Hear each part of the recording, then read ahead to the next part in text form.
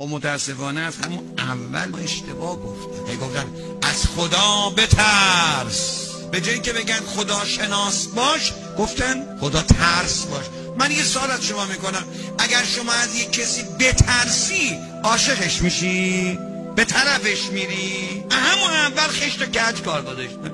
خدا ترسی ما نداره. خدا چند تا اسم داره و صفت داره؟ 1000 و یه اسم داره. مجموعه صفات خدا و اسماء الحسنا کجاست؟ جوشن کبیره که شبای قدر میخونید. شما تمام اسماء خدا رو برید نگاه کنید، یه دونش ترس نداره. حالا من چند تاشم میگم ببینیم کجاش ترس داره. خدا ستاره، خدا ستاره ترس داره. خدا شکوره، خدا حمیده، خدا رحمانه، خدا رحیمه، خدا ودوده، خدا حبیبه.